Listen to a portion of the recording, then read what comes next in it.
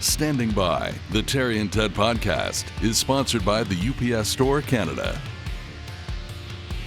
Standing by? Standing by. Okay, it's time. Hi, Ted Bird. Hello, Terry DeMonte. We have company again. You didn't comb your hair. I did not, and you dressed like a construction cone. Deux, trois, quatre, cone. Cat cone orange. Well, we'll tell you about that reference later on. Another episode of the Standing By podcast. Very much appreciate you checking out the seventh season of the podcast. We're heading towards 70 episodes, which in podcast land apparently is kind of exciting. You've got a friend who has a podcast who just hit 100. Yeah, Jeff Lumby and Jeff's wife, Julie. They live in France now. How unfortunate for them. Yeah. Living in the Are south they of okay? France. They're retired in the south of France. Are they all in right, the French Ted? countryside? I think they're okay, yeah. They have a podcast called Jeff and Julie Move to France. Yeah.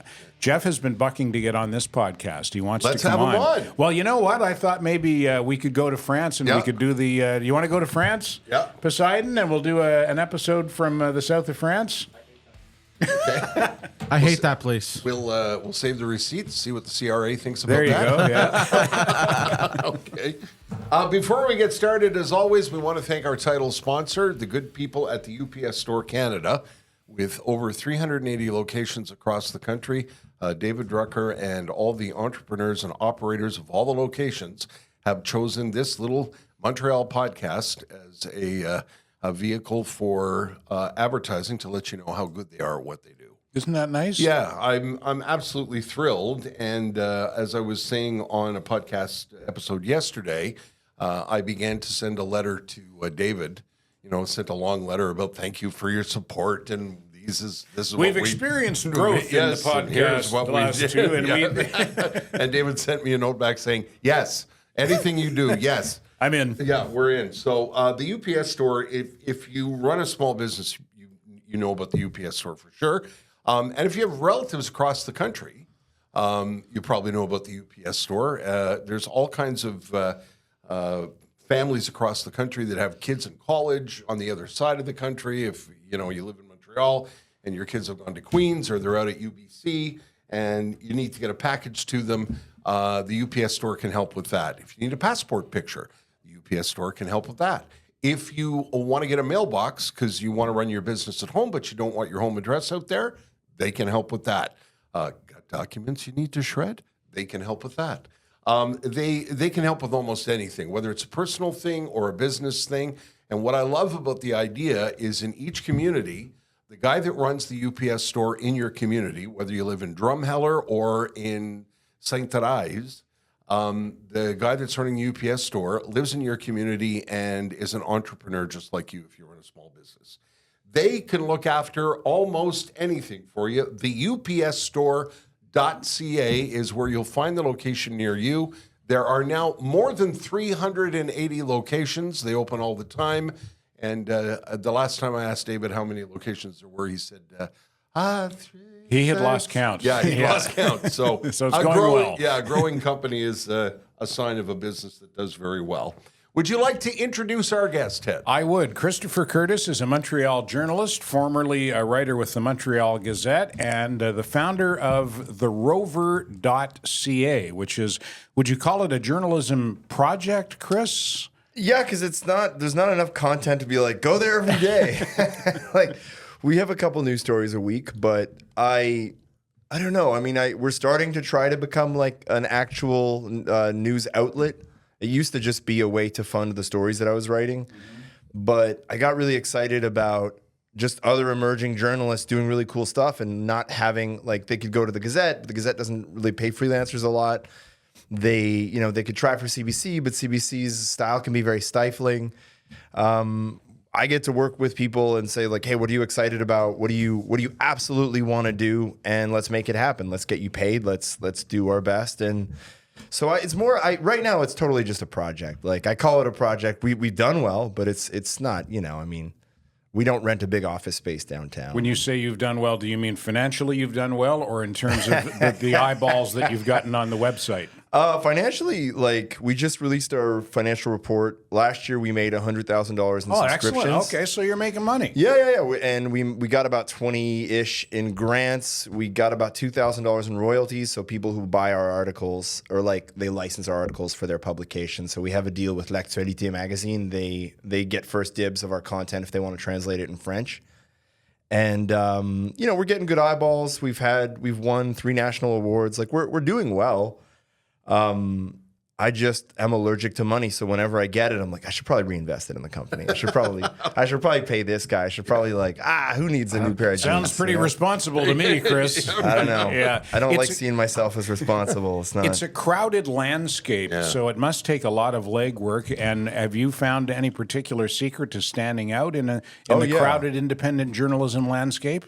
Well, for starters, I don't like.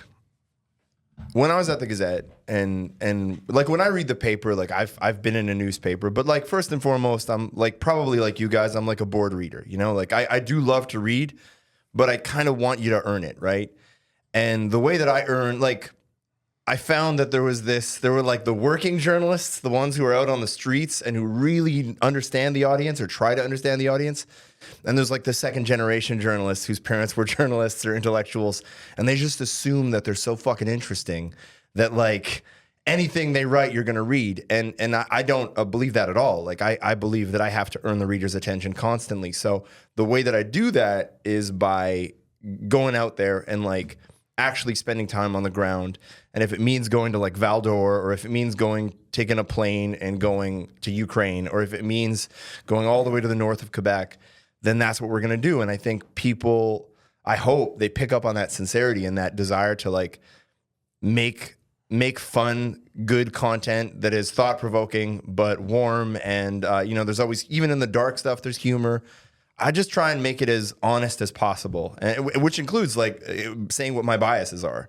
I was fascinated by the leap you took, Chris, and I'd like to hear from you how you decided to make that leap, because I remember when you did it, I thought, wow, that's kind of like diving into the independent world. The leap from mainstream media, you mean? Because you were covering the Montreal Canadiens for the Gazette. I was, it doesn't get much more mainstream than that. No, I mean, I like... Because I would imagine that took a lot of thought and a lot of courage, or did you just at one point go, fuck it, let's get... It's a little bit of both, man. It? No, it was like a lot was going on in my life. The pandemic, we were just getting out of the first wave of the pandemic, and I had won an award, and I was like really happy and overjoyed, and I looked at all the work that I did to win that award, and I thought, I can't do that today. Like, there's no way they would give me the time to do that anymore.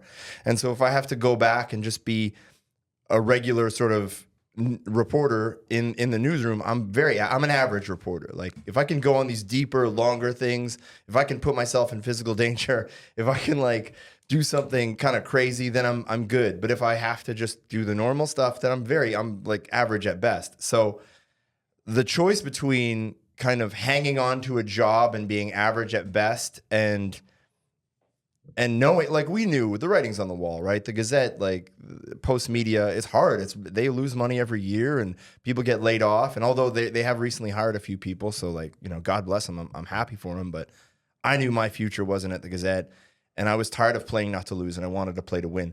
And that means you got to risk losing and you got to risk hurting yourself. And at the time, I didn't have a kid and I didn't have a serious relationship. Now I have a kid and I'm going to get married. So it really has to succeed. But at the time I thought, like, fuck it, let's just do it, man, because I'm so tired. Like, isn't that the worst thing? And like you guys know that. Like, you guys have taken risks. You guys have gambled on yourself. And you're doing that now. And I admire that. And I think when people see that, they think, fuck, I want to do that too.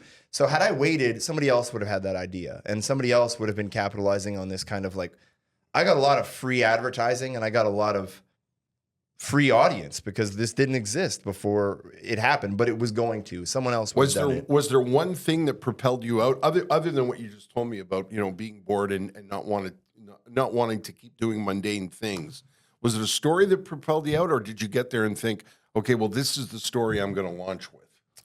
That's a great question. A bunch of things propelled me out. Like there were a bunch of stories that I had and they fell through my fingers because when I was at the Gazette, right? Like I had this story, I have an exclusive on it. I remember an Indigenous woman was like turned aside from an emergency room because she didn't have her Medicare card on her, and then she died at home in terrible pain. And I went to her funeral. I met her family. And it's not about the story. It's about telling someone who's lost someone they love, like, hey, I'm going to do my best on this. I'm going to pound the pavement. You're going to see. I'll do the best job I can. And then just the economy, the economy of the newsroom is like, I'm following this one story, but they need me to go do a traffic report, or because the newspaper needs it. And so you're spread too thin. You're spread super thin, but then like you end up kind of like lying to these families and saying, hey, we're going to do this justice and we're going to honor it. And like, I can't look this person in the face. And after having told them, your daughter died, it's terrible. I'm going to do what I can to bring some kind of resolution or justice or whatever the closest thing we can get is. I want to be a part of that process. I hate talking to someone and they know they suspect you're full of shit. I don't like anybody who tells me they're going to do something and they don't do it. Just tell me the truth. I'm a big boy. I'm not going to get hurt. And there was a lot of that at the Gazette, which was like, hey, if it was up to me, it was like, if it was up to me, you'd be doing this, but I'm sorry, kid. It's got to change, whatever. So eventually there was like one too many of those. And then I was doing a ton of drugs during the pandemic. So like that wasn't great. And I was kind of coming out of that and like this moment of clarity thinking like, well, why was I doing the drugs? I think I was in some kind of terrible crisis that involved my career. And I was just collecting a paycheck and I wanted to help people and not just, and I think that's totally possible if you're at the Gazette still, but it wasn't for me anymore. Where did that come from? Did you know this about yourself when you were young? Was there a journalist you admire? Were you watching 60 Minutes when you were 12? No, I would take naps at the Dawson College newspaper because they had a club space and they had 2 club spaces and a big couch. And I was like, I saw that couch and I thought, naps, baby. So I started taking naps in there and eventually they was like, you got to do something. So I didn't think of myself as a news person. I thought the news was boring. We always watched the news. We had La Presse and the Gazette. Like, you read it every morning. I always assumed the news was for smart people, and I didn't think I was smart. And then I realized that, like, oh no, you go out and you do it, and you make mistakes, and you fuck up, and and it really started at Dawson. But even then, like, I was more gearing towards a career in like I was studying to be a teacher. I would do a bunch of construction work. It was like teacher, maybe construction. I just thought that was safer, and then one day you get fed up with safe and you go. But my parents are very political. My mom is a fighter and my dad is a peacemaker. And like, I think that's great. It turned me into like somewhere in between them. And I think that's kind of what journalism is. Maybe, I don't know. I don't get to say. It sounds like the pandemic was a game changer. Was it for you? Oh, I mean, it was like for a lot of people, right? It all that time alone, because I just gotten out of a serious relationship that I messed up terribly. All of that time alone was really good. It was really good for me to remember what it's like to like experience joy in creating things. So I started making these little TikTok videos with my cats. We would like reenact movie scenes, and it was something really silly. Like we did Jaws in the bathtub. It was yeah. Like because you put the cats in the bathtub. Oh God, covered in blood. We were next to the bathtub. Believe me, the cat would. Although that cat probably wouldn't have minded. He was a maniac. But it's that like you remember how desperate we were for entertainment. I do, and I remember now that you've mentioned it. I remember the videos, and I remember I've watched a couple of the videos, and I thought, I hope he's okay. Like they were, I don't know, man. I don't know if I was. They were very raw, They were very. They, as you say, you like to be honest, and I thought, okay, I think Chris is struggling a little bit. These are fun and they're funny, but there was a totally. There was an element of is he losing his cry mind? for help? Yes, Is he losing his mind? That was my initial response. But then they were just fun, and then you stopped doing them. Oh yeah, well then I like my bosses realized like you gotta work more. Well, they got a good piece of content out of it. Yeah. They're like, okay, you have to write about it because another news outlet had written about it, and they were kind of embarrassed that like, wait, we have this like special guy. He's special. You're special. Oh, I thought they were fun. They were fun. They were fun. And then it just like I got a girlfriend. It was like I should probably focus on this. I should probably focus on, being an adult. What was the progression from I'm out of the Gazette? Was there the story about the Indigenous woman who passed away? Was that the launch pad? No, we got because what ended up happening was another news outlet grabbed it, and God bless them. That's great.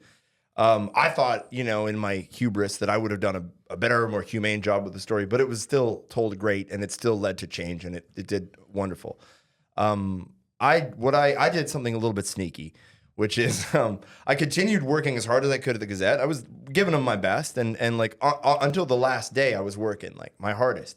But at the same time, I started preparing with a colleague. I started preparing the this new project, right? So what are we going to do? How are we going to fund it? How are we going to launch? Like I remember a couple of years ago when Glenn Greenwald left The Intercept, and he started his own Substack.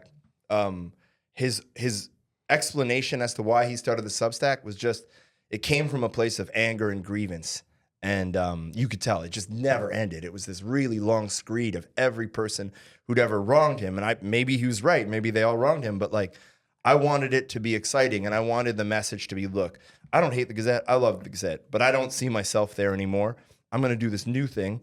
If you want to join me, please join me. Be a part of something that could be different, could be exciting, could possibly change the way that we look at local journalism and participate in it. And so there was a lot of like logistics behind the scenes, setting up a Substack account, and then calling every favor you have with I used to have like a rich bank of favors that people owed me, and now I'm in like favor deficit.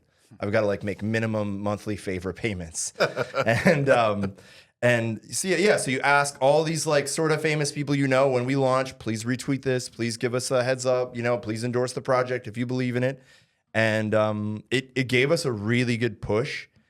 And then I was working with Ethan Cox in this website called Ricochet. That's how it originally started.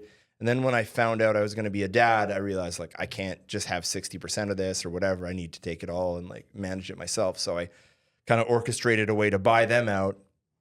So now I have minimum monthly favor payments and actual payments to buy these guys out. And I mean, it's cool. Everyone's happy, but it's a lot of, I'm learning how bad I am at business / how bad, even worse, other people are at business. But it was pretty gradual. And then our first story was a story about an illegal dump on Mohawk territory, story that we got a lot of threats for, story that we put ourselves in some danger for, and a story that won a national award. So like we knew our first story had to be like, you can't have this launch that's like, we're going to be the baddest motherfuckers on the planet. And your first story is like, there's a new speed bump. Like this was your first story for the Rover that you're talking about? Yeah. It was about this. So like there's a dump. Here's an example, I think, of why the project works. And thank you for asking. So this story had been reported on many, many times. There's a dump on the edge of Ganawage Ganazadage near Oka. Everybody, the neighboring communities are all really mad because these trucks come in and they dump their waste at a huge discount on Mohawk land, and then they leave. And all of the stories were about these neighboring communities that are mad about, the Mohawks this, the Mohawks that. None of them approached it from within the community where they're like, yeah, we hate this too. There's just these two brothers who own a dump, one of them who has an extremely extensive criminal background that is terrifying. He threatened to kill me, not like on the internet, like in person, right up in my face after I saw him beat the shit out of someone. Are these guys from Ganasatage? Yeah, okay. Yeah. The I'm not going to mention names because I don't know. Yeah, please don't. But like the attitude of the press was that everybody agreed. All Mohawks are the same, right? So they must be doing this with the approval of the community. Okay, hang on. I want some clarification. So there's a dump. Yeah. And what's coming to the dump? So and where are the trucks coming from? Excellent question. That's what all the story had ever been, is there's all this extra traffic and there's all this, we don't know what's being dumped, and it's very frustrating. So what we did was like try to answer that question. Where are these guys coming from? What are they dumping? So what they're doing is in construction in Quebec, when you get rid of contaminated soil, there's different levels, right? The most contaminated soil is very expensive to dump. Slightly contaminated soil is still pretty expensive to dump. These guys would let you pay whatever, like they had a flat rate. They don't even weigh your truck. They just you pay them like $100 cash a load or $200 cash a load. Nobody asks any questions. If you were to get rid of that same, like if you were to do it the legitimate way, it might cost you 5 or 6 times that. So because it's independent land and they can do as they please, they're making money. Yeah. So people from what they're making money on what the Quebec government would consider improper dumping. Absolutely. And it is improper. Like it's not, you right. know, and so what ended up happening is they had this tiny permit for like, I think it was 16,000 cubic meters, which is a lot of waste. And I believe they had like 250,000 cubic meters of waste. So it's like 50 Olympic-sized swimming pools full of really bad stuff. And it's starting to have this awful effect on the neighbors. And when it's windy, people in the vicinity get nosebleeds. And Jesus. Yeah, nobody had done everybody had they tried to go to the federal government. They tried to go to the provincial government. They tried to go to the band council. And what often happens in Canada, and this is like a problem as old as Confederation itself, is it's just past the football, right? Like, no. Environment is a provincial jurisdiction. Yeah. And then the province would be like, well, it's on Crown land. Right. And then the federal government would say, well, yes, but like we do have to consider the band council. So it's this weird situation where garbage that comes from the outside world, that comes from construction projects that are on disputed Mohawk territory, is then being dumped on actual Mohawk territory. It's harming Mohawks. It's being done mostly by white people. And we're framing it as this like, oh, these irresponsible Mohawks, when in fact it's like a very complicated system. And it's two, I think, bad actors making a buck off of their fellow Mohawks' back. And we went in there and tried to kind of fire that warning shot. Yeah. And they got shut down. And now there is a process in place to clean up the dump. And it's not like we wrote the story, they got shut down. We wrote the story, they lost their permit. There were more follow-up stories from different reporters. And I think the critical mass of all of that attention on that issue is resolving that issue. So it's kind of a tale as old as time. You threatened bad operators' income, and then they threatened you. Yeah. Right. Like I said, my mom's a fighter. She likes to fight. It must have been terrifying a little bit. Yes? It was not really. Oh, okay. I don't. Wow. Well, it was like, okay, so when you're sneaking onto the dump, which we did for we collected soil samples and they wouldn't have let me trespass at the Gazette. But, 2 wrongs, right? So, in this case, it would have been 3 wrongs. But so we trespassed onto to get an idea, and it's really bad. Like within 5 minutes of being in the landfill, you have a headache. Like it's, and I'm not a baby. I've worked in construction with all the fumes in the world, and this stuff was like. What is it, Chris? Do you know? So it's a lot of methane. It's a lot of the gases, it's a lot of the gases that occur when you get all this garbage together. Extremely flammable. Right. So just the mixture creates this. Yeah, the mixture creates there's a lot of oil slick, oil residue. Some of it was ending up in neighboring farmers' fields. I think there's something like 16 water wells within within 2 kilometers of the dump site. So you have to wonder, is it getting into the lake? And I think now there's some reporting that in fact it is getting into the Lake of Two Mountains, which feeds hundreds of thousands of people, right? And farms and communities. That's where your folks live too, isn't it? Yeah. It's where we grew up. My folks live a little further north now, but that's where. Thank you for. See, I know you guys Hometown because shout I'm out. from there. Yeah, exactly. Two Mountains, Dumotang. I'm sure you've been. Yeah. Yeah. Yeah. Absolutely. You guys have a lot of supporters out there. Everybody. I was a nobody until and then I show up on your show for a minute. And it's like, oh, you exist. So yeah, that was. But no, it wasn't scary. I was scared. Like Gary, I was doing another thing, and I named the guy. And I ran into this guy, and I was with someone, and he said, this guy that I was with, oh, he's a snitch. He snitched on me because, this is how intimidating this dude is. This guy was a part of the crew that, I don't know if you guys remember, it was 2004, 2006, when the Grand Chief got cops from all these other reserves, and they tried to shut down some drug operation in Ganastage, but they weren't super great on tactics. So like their first step was like, okay, secure the police station. So they secured the police station, but all of them went into the police station. Nobody thought to like guard the outside. So when they went into the police station, the Grand Chief and these cops from everywhere that wanted to sort of do this like Elliot Ness thing, the police station got surrounded by a group of warriors. And one of the people who led that group was this guy who runs this dump. And everything ends up coming back to something like this. But I was with a friend of mine working on a story who lives in the community. We come across this guy. He says, oh, you snitched on me because the cops knew I was at the riot. Like, dude, everybody in the world knows you were at the riot. Like, if Twitter would have been, you would have live tweeted from the riot. You're a fucking moron. Like, you were at the riot. Everybody knows it. You're just out of your mind right now, and you want to beat someone up. So he's cornering my friend. My friend's like a boxer. He knows how to fight, but he doesn't want to fight back. And so Gary just like lays into this guy and just starts throwing punches at the guy in a way that you know that he's not going to defend himself, like these big, wild, looping punches, and he clips him. My buddy falls. He starts kicking him in the head. I go to jump in. It got so bad, I got held back. It got so bad that somebody calls the cops. And like, if you've ever been to Ganastage, nobody ever calls the cops for anything. The cops, as in the peacekeepers? The SQ. Oh, really? Because the peacekeepers no longer exist, in part because of this guy. Like this guy, there's no peacekeepers in Ganastage? No, so it's burned policed down by the the station. SQ? Like, it's policed by the SQ. Like, I don't know if you remember. Like, all of this is going to make it sound like Ganastage is like a bad community. And I want to like take the time to say it's a freaking great community. I have a lot of friends there. It's super dynamic.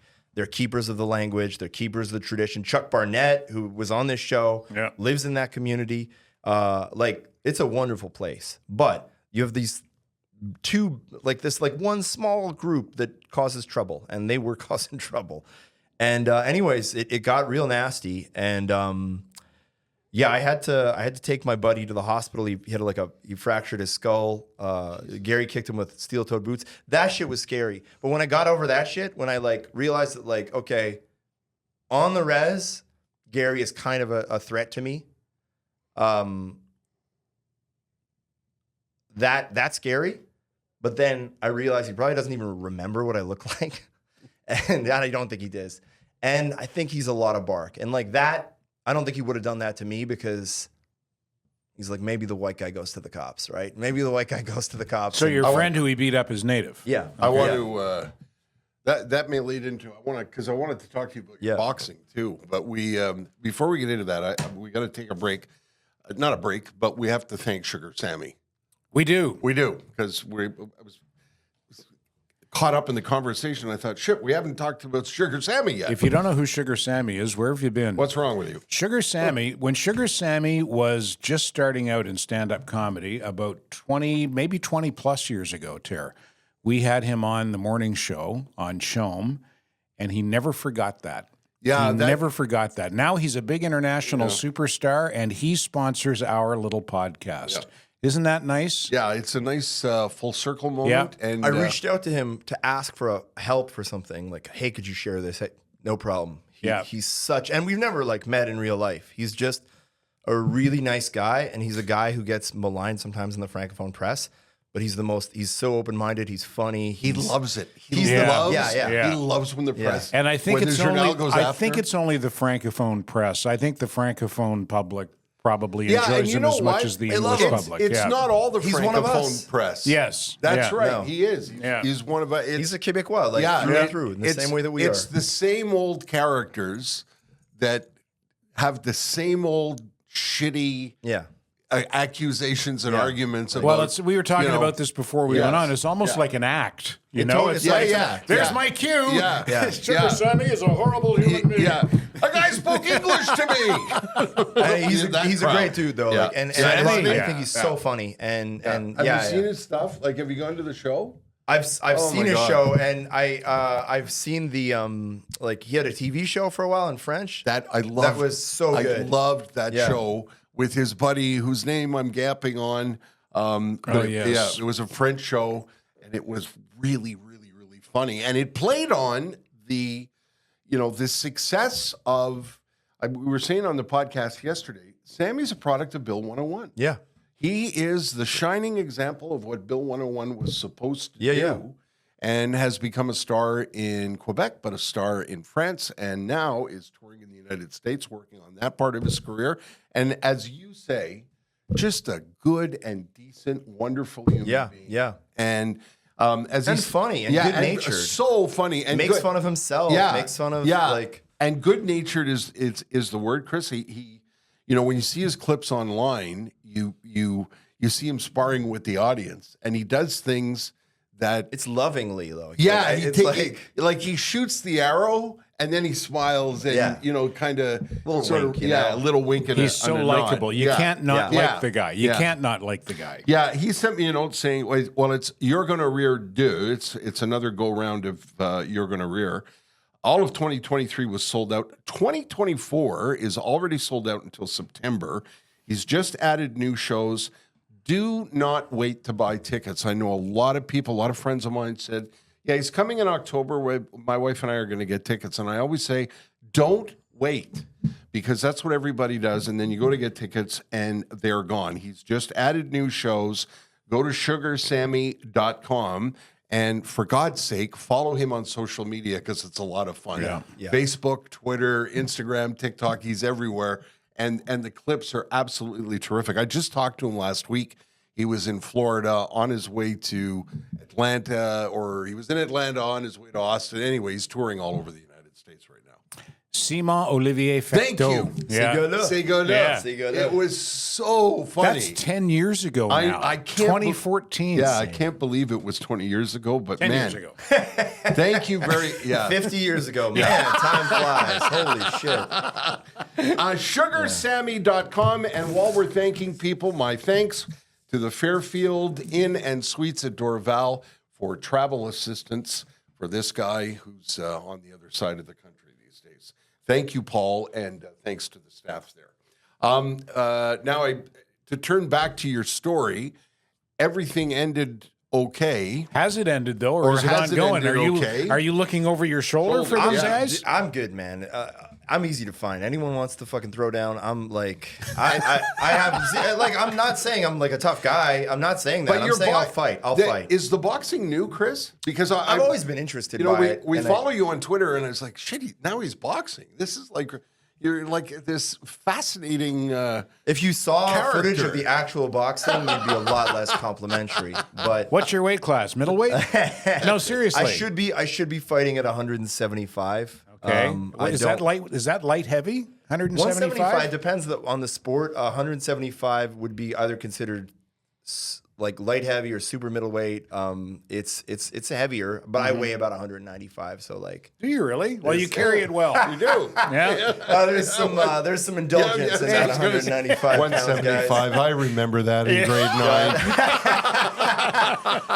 No, it's fun though. Like it's And it's a hell of a workout because Yeah. years and years ago, an old buddy of mine said that I was going to the gym, doing what I could, and he said, we're going to box. And I said, why are we going to do that? And you put those gloves on and box, and like 45 seconds into it, you go, holy shit. And nobody trains harder than boxers getting ready for a fight. because someone else is training probably just as hard. To kick and the they shit might out be of you. better. Yeah. And I remember thinking the first day I put boxing gloves on and sparred with David, that I remember like being so quickly out of breath, and I thought, Because you're worried. You don't know. You're stressed. It's a new but situation. I also thought Muhammad Ali and those guys did this for 15 rounds. Yeah.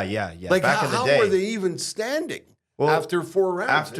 After his second fight with Joe Frazier, I think Muhammad Ali said that's the closest I've ever been to death. Yeah. And he's right. Yeah. Like, Ali said that. yeah. Like there's a moment, like your body. So there's two big leaps, or there are many, but like two that I can think of. One, the first time you spar, it's like the entire time you've been weight training, or you've been training on the land, and someone's explaining to you how to swim. They're like giving you the best possible instruction. Yeah. When this happens, you're going to do that. When that happens, but you're not in the water. Right. When you're sparring, you're in the water, and all of a sudden, all that shit goes out the window, and you're just like, what is happening? And also, when the glove hits your face, it fucking hurts. It stings, It really- but it hurts probably more than anything else because you're tense. Yeah, was that When right? you teach yourself to relax, it's a lot less. So- it's the tense part that gives you a headache at first, and it's the tense part that makes you lose breath. You're not breathing, and you're worried, which is So, normal. are you doing it for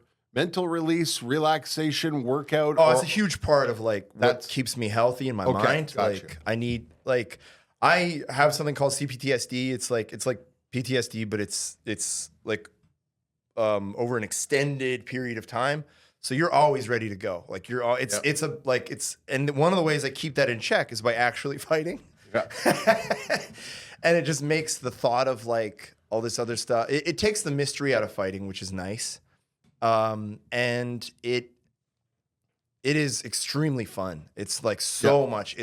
And everybody who does it, it's such a it's a great group of people that I get to do it with, and men, women, and it's exhilarating, and I absolutely love the way that you learn to control your own fear and control your own or you try to manage your fear and you try to manage your pain. And I've only had 2 matches, but in the middle of that match, you don't want at some point you don't want to win anymore. You just want it to be over, right? I just want to go home. I just want to go home and eat a pancake and fucking get in the fetal position.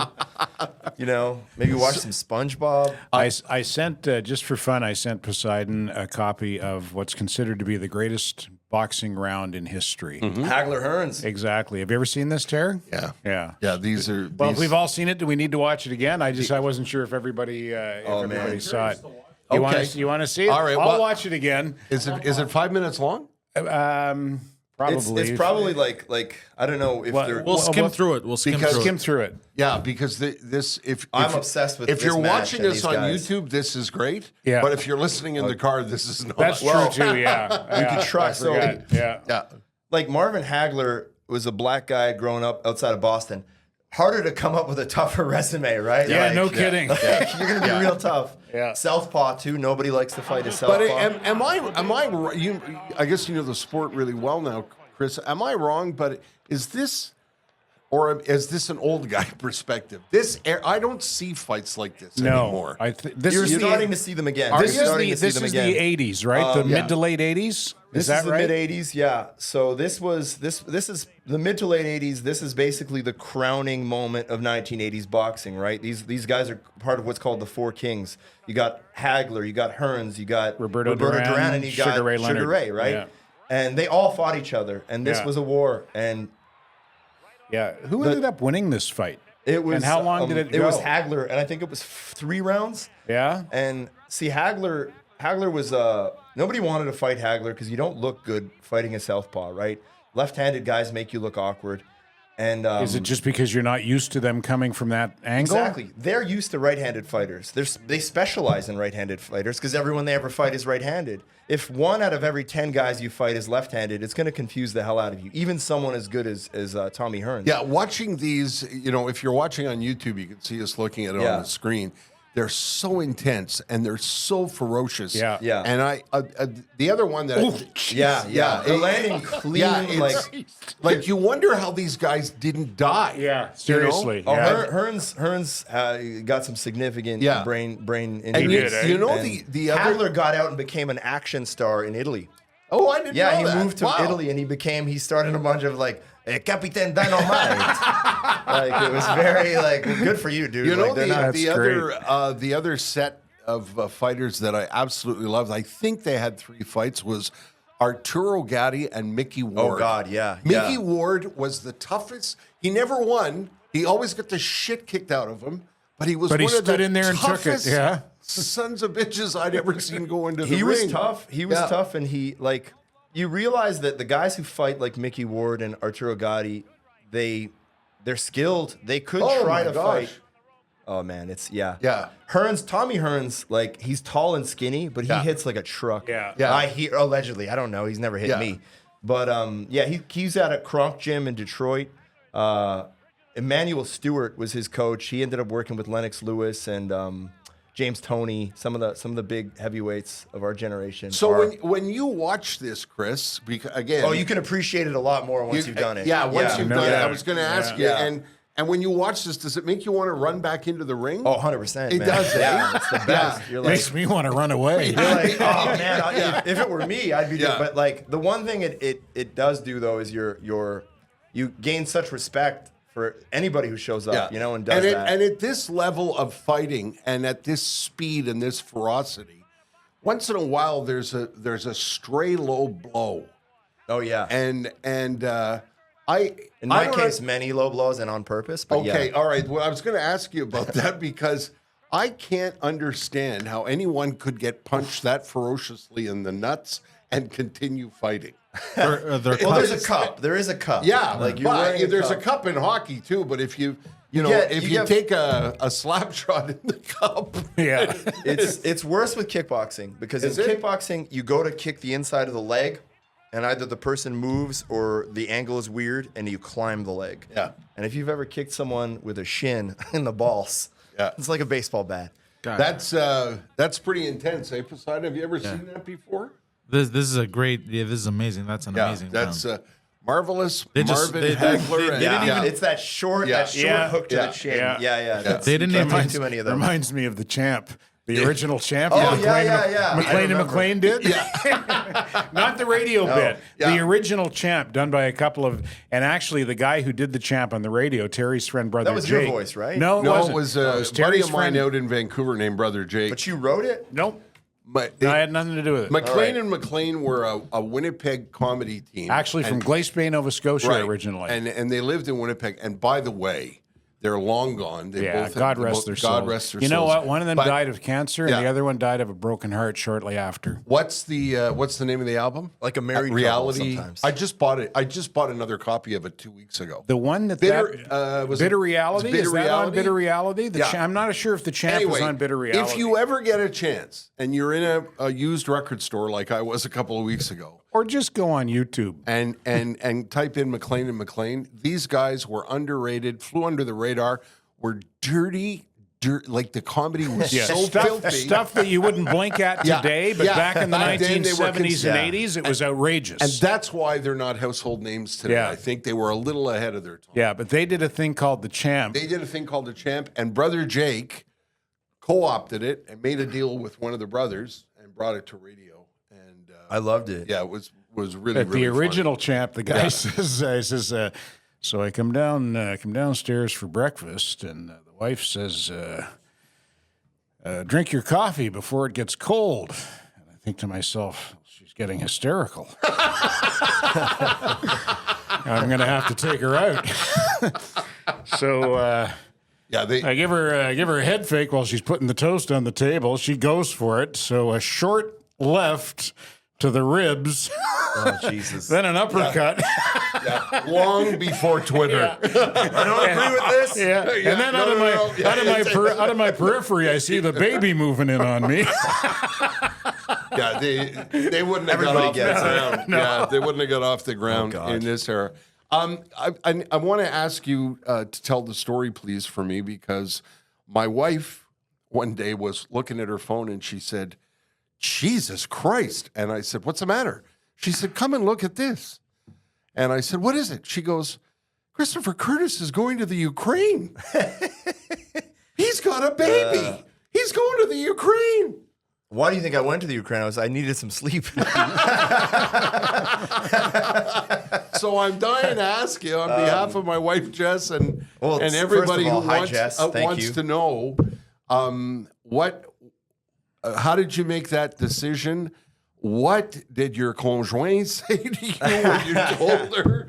Like what? Tell me the story, Chris. Look, if I think if the kid was the same age like as she was when I went to Ukraine, and like after October 7th, I probably would have tried to get into Gaza. Like I don't think it would have worked, but it's just this thing where you see.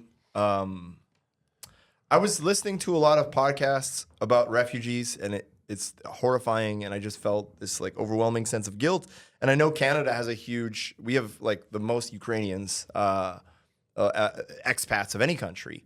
And our constitution and a lot of our academics were involved in helping create Ukraine's constitution after the fall of communism.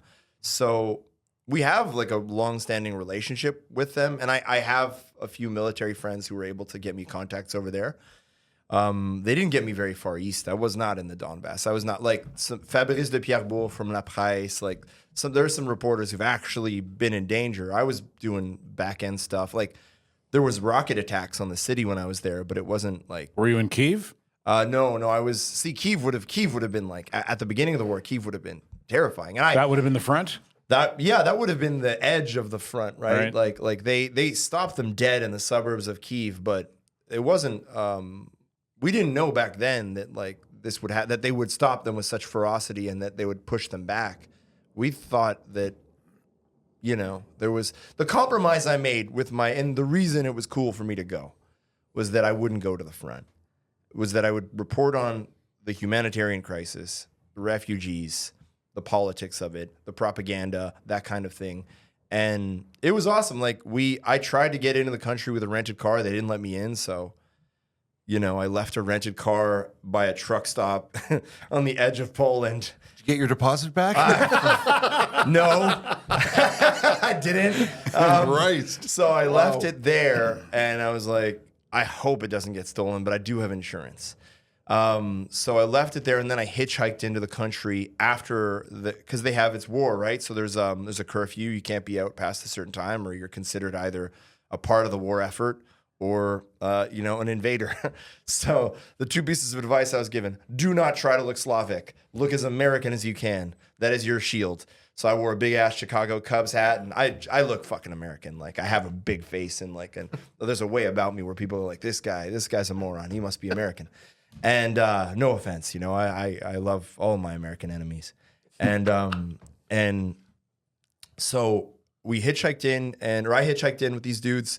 And it's wild to see a country that has just turned all of its efforts towards war and refugee resettlement. So like you had people everywhere lining up, like that old thing about the currency being devalued because there's a run on currency. Like everywhere you would go where there was like money, any kind of like money transfer place, there was lineups around the block. People just wanted to get as much cash as they could and get the fuck out or stay and fight.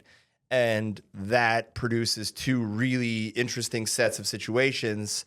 And then you have only people left behind are kids, students, maybe kids and like old people. And it was a super interesting situation. My driver, I had a driver, my boy Dan, who's obsessed with remote control cars, and like he has a health problem. He can't be in the military, but he helps out in every way he can. But Dan was awesome. Dan was like that classic Ukrainian guy who wishes he was American. He's like, yeah, USA, let's go.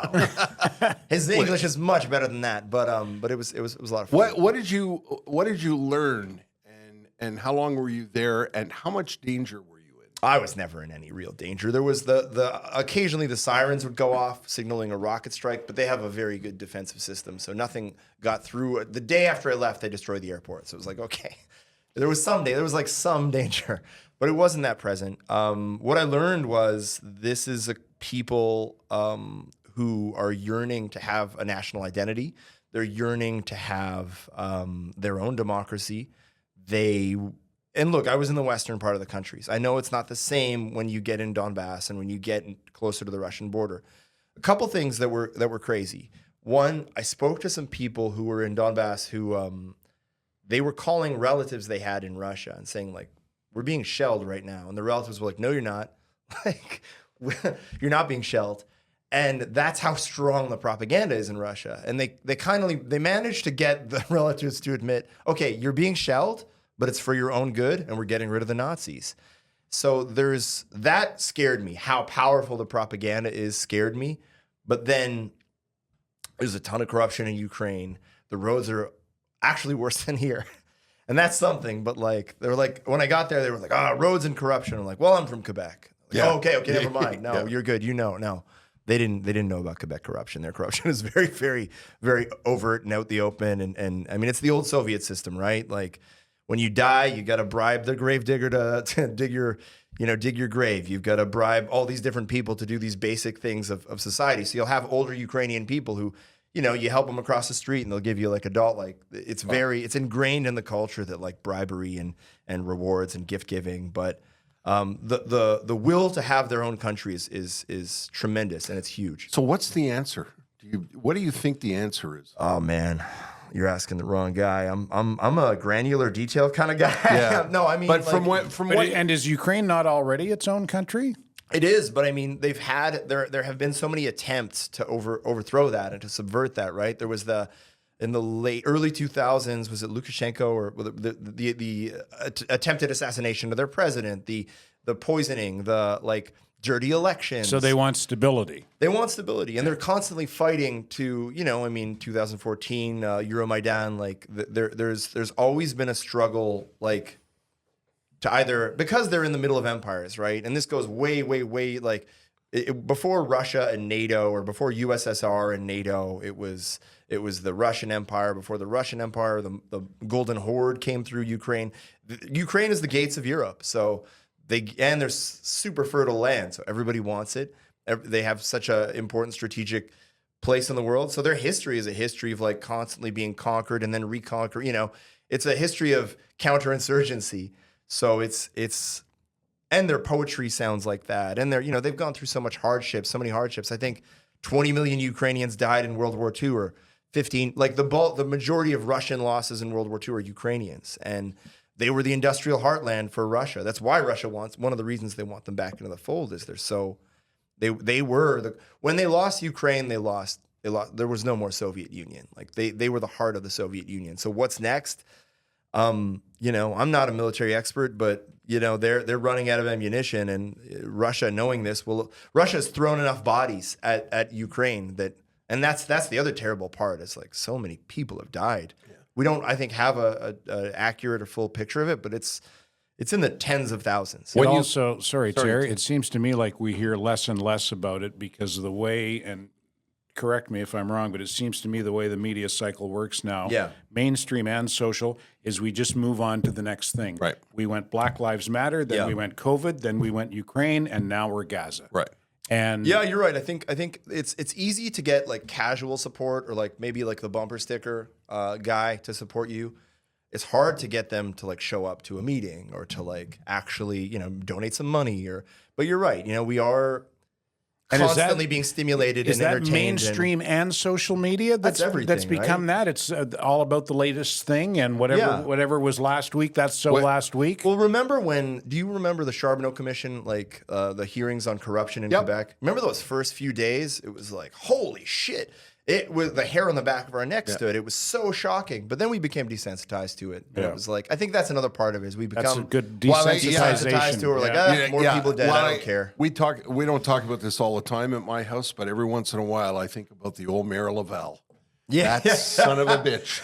And his suitcase. My great uncle was backpacks full of fucking money. Vaillancourt. And he got and basically King of Laval. Basically he got away with it.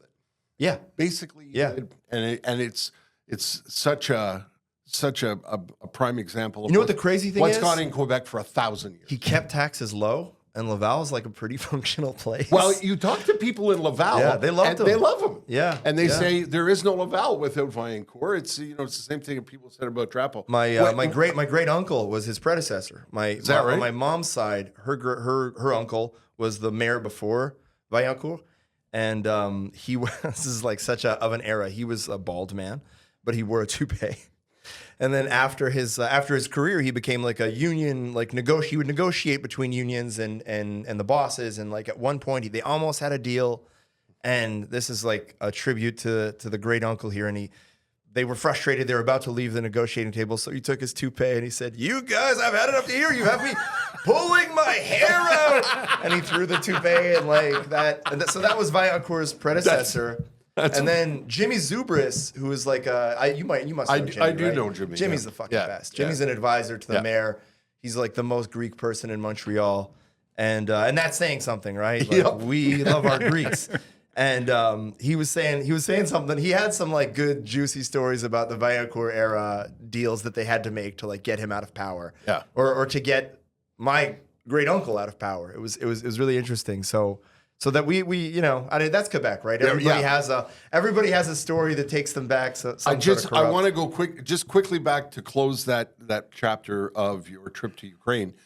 when I plan a trip, you're online, you go, return on April the 7th, when you're booking flights.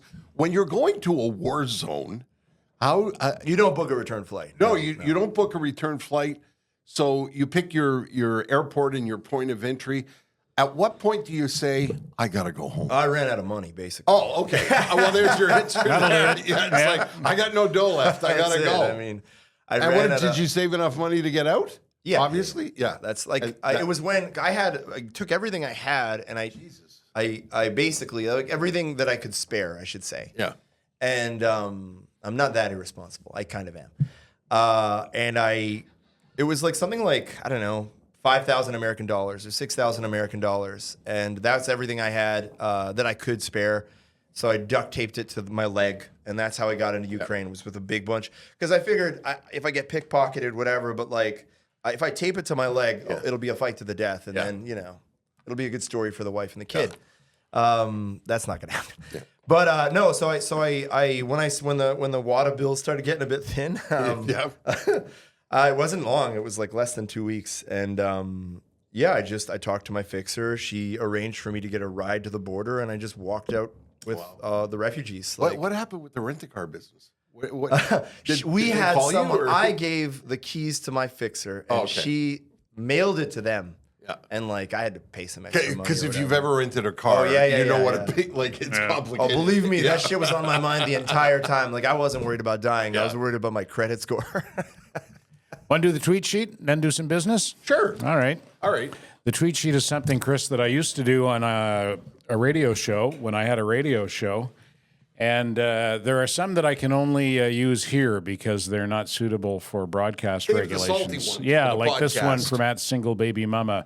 Porch pirates stole my Amazon delivery containing flashcards for my 4th grader. Have fun doing math, assholes.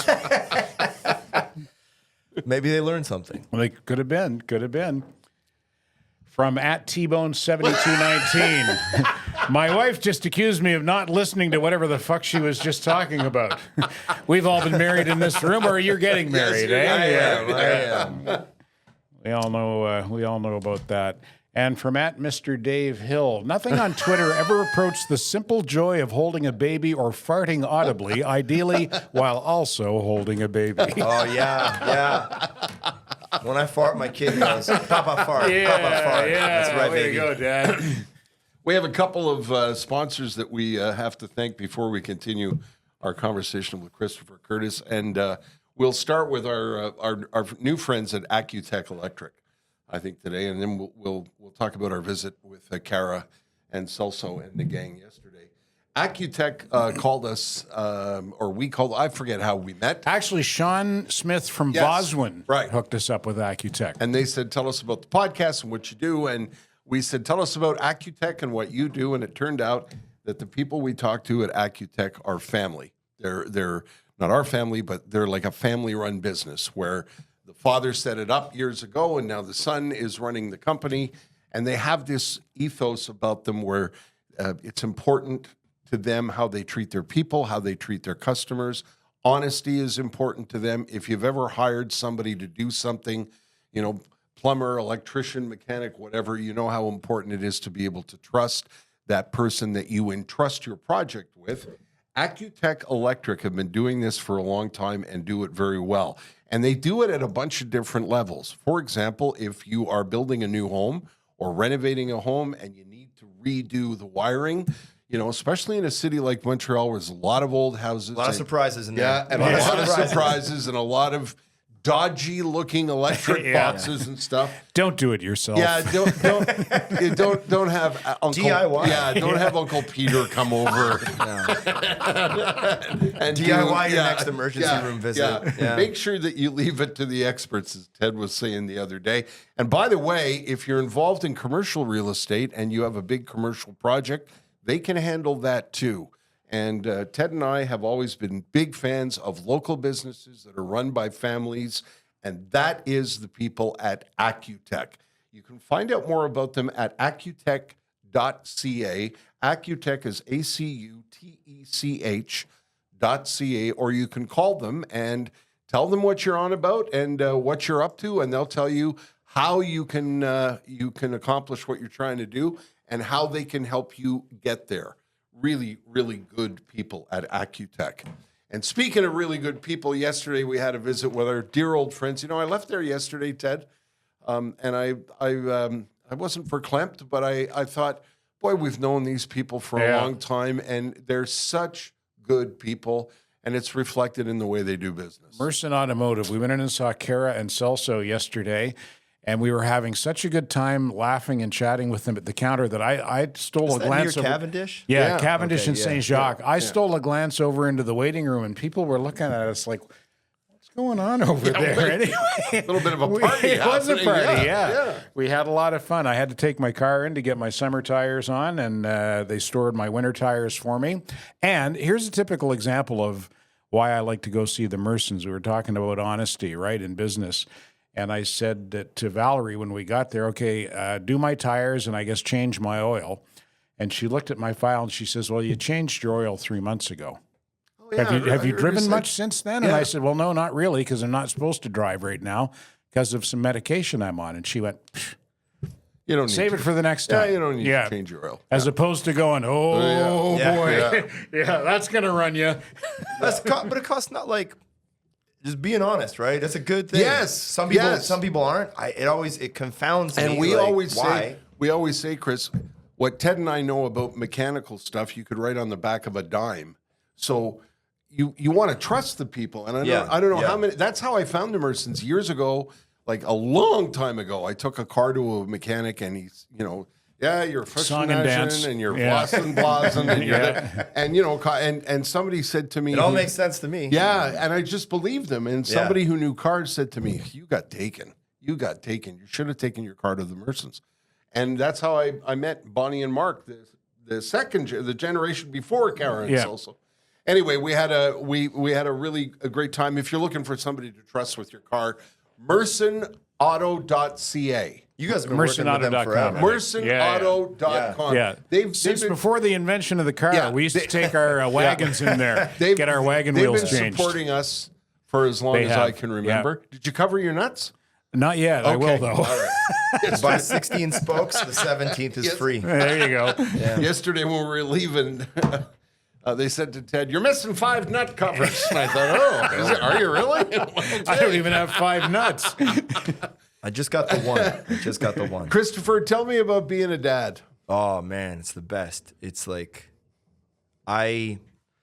people talk about when you hold your kid and you fall in love, like it was chaos, man. We went my partner Marie-Pierre had preeclampsia. It's like this I don't even remember what it is exactly, but you if you have it, it becomes very dangerous for the mother. And you have to give birth. That's how you like treat it, is by giving birth. So like an induced labor. exactly. So we go to the hospital, and she's like in total denial. She's like, "Oh, on the way back, we should stop for a McFlurry." Like, yeah, okay. There's totally gonna be a way back. Like, I've got like a big bag packed because there's no way.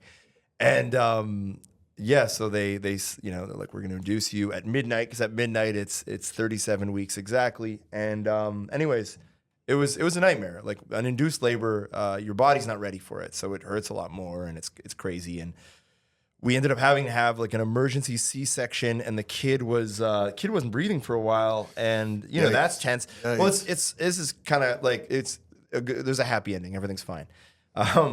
There's like a curtain in between like the top half of Marie-Pierre and where the baby's coming out, because they don't want us to see what them cutting her open. I really wanted to see it. I felt bad about wanting to see it that bad, but you hear it and it's like, oh my God, that's that's what made it real. And then they show you the baby real quick, and she's all gooey and gross and angry, and they go rinse her, and mom had to go recover, and the baby was hungry. They gave me the baby and like, yeah, go do your thing, but I could only put my finger in her mouth, and she could like suck on that, and that would keep her from crying. So there was like hours of waiting for mom. With our friend Marie-France, she showed up to help out, and I remember finally giving her back, and everything was crazy, and I thought like, oh shit, I'm not ready for this at all. What did I do? And I am handed back our daughter Wednesday, and we both fall asleep. and I wake up like 4 hours later, and it's like I'd never been so happy in my life, and I never felt so, so complete. And I love it. I love having a kid. I love being able to like be a bad influence and a good influence. I was just going to ask you if it mellowed you, but I guess not. I think you want to be a bad influence. I'll tell you, like, I don't really drink anymore. Because I don't like being hungover around my kid, and I don't like not being myself around my kid. Although I do smoke a lot more weed. But that's the stress Smoke weed and watch Bugs Bunny cartoons with her. That's what I used to do with Lauren. She loves it. She loves it. She loves Doritos. It's great, and I especially like having a daughter. I think she calls me out on she's going to call me out on my shit more. Yeah. And I want to teach her how to fight. And every day I get to be her dad, and that's the best. And every time she sees me, she's happy to see me. And when she's not, which happens, that's cool too, because it's like I get a break. Like, oh yeah, Mom, I'm gonna go do something. She'll be a lot less happy to see you when she's about 13. Trust me.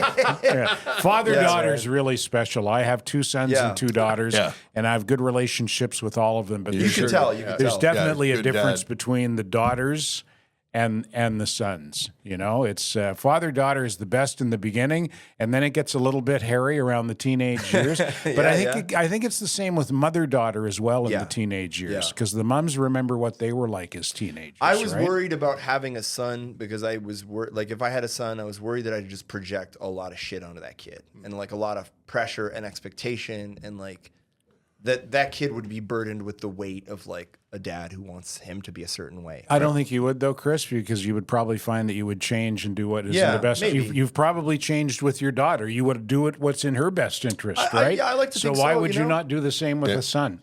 It's subconscious, man. I don't know. Maybe it's powerful. I worried, and now but I think you're right. Like I think ultimately you adapt to the situation. We all rise to the occasion when we need to. Some of us don't. But those are deadbeats, Yeah, those exactly. exist. Do you Those think you'll exist. have another one? No. No. No. You don't want her to. What's her name? Wednesday. Wednesday. You don't like- want her to have a sibling? Does she want to have a sibling? Has she said? Or is she too little Does she now? have a veto in this now? I'm sorry. If you had another This one, would isn't you the call her United Thursday? Nations, Ted. This isn't the United Nations. This is a totalitarian regime. All right. No. It's more that I just don't think I already feel like I'm shortchanging I'm not shortchanging the kid. I'm kind of shortchanging myself because all I do really is like work and kid and box. Work, kid, box, whatever. And that because the business needs it. I need to be doing this right now or we don't eat. And I think if I had another, it would be to feel like you're kind of dividing that love on an already limited time. I don't think that's how it works. But You'd be amazed at your capacity for love when it comes to your children. Yeah, absolutely. I want to take a 90-degree turn because I want your take on something that I think I need help with. Sure. And I think it's generational because of the era that I was raised in. I was raised in the era of, the Dan Rathers, Peter Mansbridge, where journalism and the way that you were taught journalism in journalism schools was you do not take a stance. Yeah. It's both sides of the story. Make sure you get both sides of the story, and you're not supposed to be advocating or pushing the jail, whatever. You're absolutely correct. That's the era that I was, and that's I the think book. That's the book. That's the book. Thank you. Yeah. That's the perfect way to describe it. And now, in the era of everybody has a phone, everybody has an opinion, everybody who wants a school book band can just get on Facebook and say, I want this book band, and expect that everybody should follow in step. And I'm wondering what can you teach me? What can you tell? No, seriously, what can you tell me about your view of journalism? And is it journalism activism, or is it journalism? I think it's all journalism activism. I think even the neutral stuff is journalism activism. How so? So like you're talking about today? Yeah, totally. Okay. Like I can read. Maybe I'm not special. I think we are all clever enough that we can read 5-6 lines or 5-6 paragraphs of someone's work and have a pretty good idea where they stand on the issue. Absolutely. Even the most neutral person, right? Yeah. So then what's the difference between that and me being like, Like when I write, everybody knows. Like I will never ever tell someone vote for this guy or vote for that guy. It's not my fucking job. But I will tell them the truth, and I will tell them what I don't tell anyone how I vote. It's not anyone's business. But my thing is more. I want you to know what my biases are. I want you to know that like I'm like basically a communist sometimes. And so when you're reading my stuff, remember that.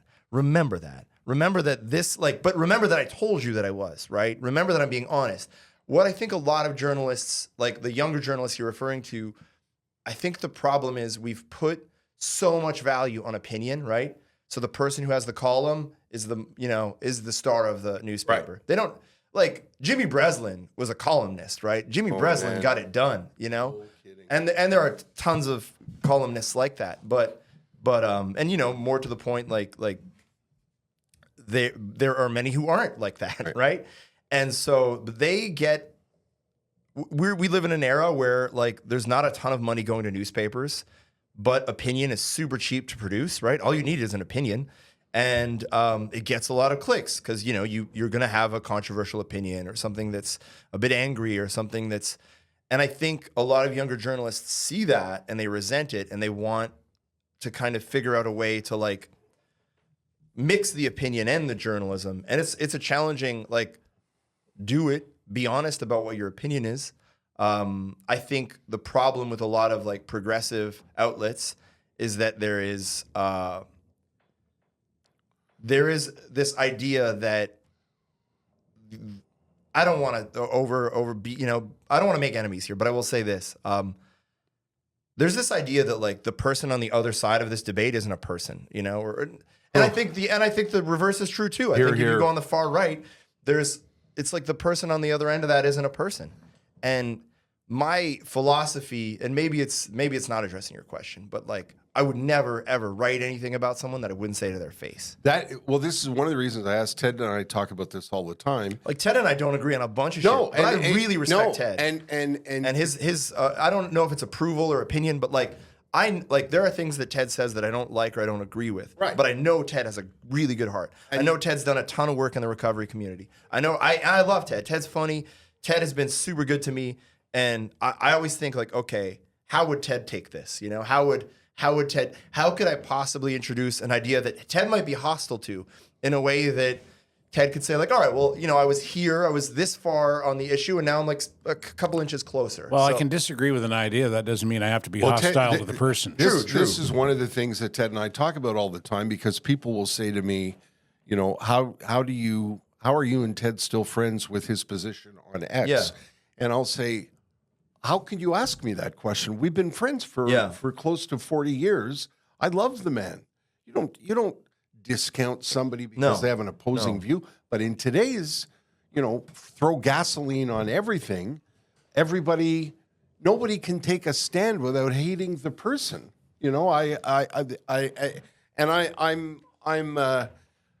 I'm keenly aware of it when I talk about my interactions with, when Mr. Mulroney passed away, I had some nice interactions with Mr. Mulroney. He was very kind to me, and I posted about it, respectfully after the man died. Yeah. Look, he's dead. There's no reason to don't kick him. Yeah, but he was a father, a grandfather, a son, and he was a conservative.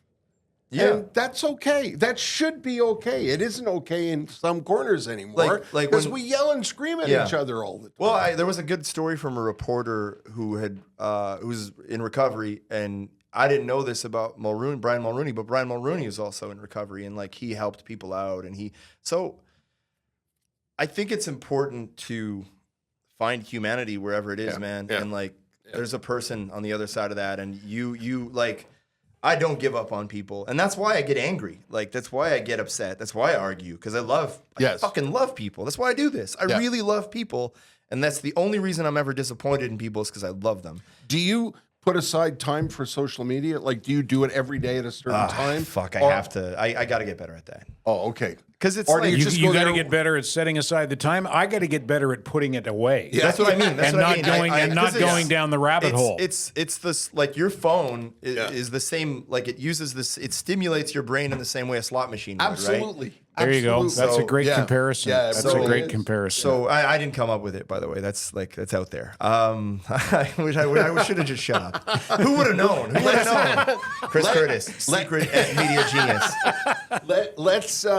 Let's plug everything about what you're doing and where people can find you and how they can subscribe and how they can support you. Because I believe it's important. I believe it's brave because I didn't, I like I said, I grew up in a different era. I don't know if I could have done what you did. I think you could have. I think You think anyone so? could have. Yeah. Like, Well, maybe not anyone, but like it takes a certain anyway, kind of person. But and I can tell you one thing: I wouldn't have gone to Ukraine without diapers on. I admire you for that. I really do. I think this is the second time I've heard you on this show refer to wearing a diaper. I'm not saying it's good or bad. I'm just like, I'm well, collecting he's getting to intelligence. that age. Yeah, well, we all are, So- man. I could use a diaper. Let's talk about where people can find you online and what you do and how they can support you. So we are at the Rover.ca, but our big source of income is our newsletter. So actually, no, that's changed. It's the website. Well, here's how it works. If you subscribe to our free newsletter, like all of our shit is free. It's all free. I don't want somebody who can't have access to this information because they can't afford it. We just ask if you can afford it, if it's something that you want to do, support us. So what you do is you go to therover.ca/support-us. There's a bunch of different packages you can choose. It could be like $5 a month. It could be nothing. I don't care. I'd love it if you supported us a lot, but we believe in earning your support. So if you go to therover.ca/newsletter and you sign up for a newsletter, you'll get all of the news stories we write and right into your inbox. We tend to do 1 or 2 pieces a week. They're generally long form, so it's like 1,500 to 5,000 words. A lot of storytelling-based stories, a little bit of humor. We have a podcast now on YouTube. I respect it enough to like not call myself a broadcaster because I see what you guys are doing here and it's wonderful. And Isaac, my podcasting partner, and I are still figuring it out. We're still working out the bugs there, but it's all at therover.ca. And if you wanna, be a part of the fun, be a part of the fun. Because what you said is very nice. It's brave. It's fun. It's actually a lot of fun. We have fun. It strikes me that you're doing what you love. And, Yeah, exactly. And that, you can't live a better life than that. And Terry, the readers are so nice. Yeah. And some of them have become contributors. Like they write. Hal Newman, the ambulance driving. Yeah, I know how. Yeah, Yeah, like healthcare public healthcare evangelist. He's very passionate. He's about super public health. passionate. Yeah. He really He loves doesn't it. like me. Oh, okay. That's fine. He's allowed. we wish we could all get along. But we have he likes me and I like him. I like Hal. We're working on a project about the justice system together. It'll be fun. It's that you're a part of like what I realized. I was like for a long time I was chasing like I want this colleague to say they like my work. I want to get this award. I want this person to say they like. And it's so fleeting and it's so empty. Like when you do accomplish something that you wanted to, it's like, okay, I want it again. I want more, it's like weirdly this like addictive mentality. But with readers, what I've tried to switch our focus to is that with readers, like we're building a community, right? And someone might tell me it's their birthday and like maybe we put that in the newsletter, or someone, might reach out and ask for advice on like, hey, my kid's thinking of going into journalism or whatever. And you show up for them and they show up for you. And that's awesome. That's the coolest part. When you started, did you have, I'm in my head, I'm hearing watching PBS, the Evelyn and Thomas Flickman Foundation. Did you have like major contributions come from? Did you have any of? No, it was only viewers like you. Okay. That was the only. The Evelyn and Thomas who? No, we don't. We don't have. Flower. Well, you were talking earlier about neutrality and ethics, and it brings up an interesting point, which is like it is hard. I don't love chasing sponsors because, like, what if I have to investigate this industry or this whatever? So, We don't have big sponsors right now. We do have a couple of partners at like different NGOs who one of them's going to help us pay some like fellows. It's like a fancy way of saying a paid internship. Right. But we have partners here and there, but like if anybody in the business world likes what we're doing and they want to work with us, like we will advertise on our podcast. Yeah. We will give you a spot in the newsletter, which has one of the highest. Well, first of all, it's the biggest Anglophone newsletter in Quebec. Secondly, it's one of the biggest independent newsletters in Canada. And so we'll advertise on that. We'll advertise on our podcast. We'll advertise on our website. And I will I wouldn't endorse something that I don't personally use. I mean, that is adult diapers notwithstanding. Yeah, this is Ted and I have conducted ourselves that way our whole career. You could tell though when you guys do the ads. When we were asked to speak for something, our whole career, I always went to visit the business first to see if that was somebody that I'd be comfortable and proud. Baby to speak. cigarettes. Oh, sure, why not? The kids seems to love it. That's a Sam Bird. Cigarettes for kids, soon to be discontinued. Hey, listen, thank you for coming in. I'm glad we got to sit down and talk. I've met you before. I'm so mad that it took 7 seasons. Yeah. I'm so fucking mad. No. Sorry, Honestly, it's not 7 years though. It's no. It's 2. What do we do, Ted? 2 seasons. Look at he's because you come from Vancouver. You come from the West Coast. Yes. And you guys record a whole. Mess We do 10 in a week. We do 10 in a week. Yeah. Holy So shit. both eyeballs are in the same socket by the end of the week. This is very draining, right? Like I your love mind it. is. I absolutely love it. Well, you're sharp. I thank you. That sounded so condescending. No, you're 66, but you're sharp. You're sharp. This was always my passion and still is. Yeah. And when I was quote unquote retired, I enjoyed staying in bed and enjoyed my time down, but then I began to miss it. I love to tell stories. I love to interact. I don't think I'll ever be able to stop doing this. No. Unless it pays absolutely nothing and I've got to do something else to pay the bills. But it's why I get up in the morning. Yeah, and I'm a dad and I love my wife. There you go. When are you getting married? Shit, we haven't sorted out. We're both really bad at paperwork. We need to get the paperwork done. And I don't think we can do like a big wedding or anything, but we'll definitely tell you about it. Okay. Thank you, Chris. That's not an invite. Okay. Yet. Christopher Curtis is been a terrific guest. And Can I say one thing? Yes. You guys were a huge part of my childhood and growing up, and we listened to you guys all the time. And I remember on the school bus there was that like you're going to school, that sucks. And then listening, so I went to school very far and then I went very close. I preferred it when it was very far because I got to listen to you guys for a bit longer, and it just it delayed the shittiness of being in class. But there was the Westmount skit. There was that was John Moore's baby. But you were a part of that, right? You guys did voices we on played that, some of the and- characters. Yeah, we played some of the characters, but John wrote that. Yeah, The music was always good. You guys, you were a big part of our community, and not just me, but so many people I grew up with. And I don't think you guys hear it enough. You certainly didn't hear it enough from your bosses at Bell. You're good. You're great at this, and I appreciate what you guys did for my community and the joy that you brought into my heart as a teenager who didn't want to fucking go to school, but I had to go to school. So thank you for making the ride. That's a lovely compliment. Oh no, Oh, God love you. Thank you, Chris. That's the truth. That's really, really Thank nice. you. Thank you, Chris. Thanks, Poseidon. Poseidon is our producer, and a big thank you, of course. And he's the greatest Greek in Montreal, by Wow, the way. yes. All due respect His to name Jimmy is Zubras. Poseidon. I mean, That's the boy right you there. got That's the Poseidon and man. Aphrodite Salis, the two people named after gods. They've got to be. Thanks to our friends at the UPS store, to Sugar Sammy, to the Mersons, and our good friends at Acutech Electric. We appreciate that, and thanks to the Fairfield Inn. We'll see you on another episode. Thanks for listening.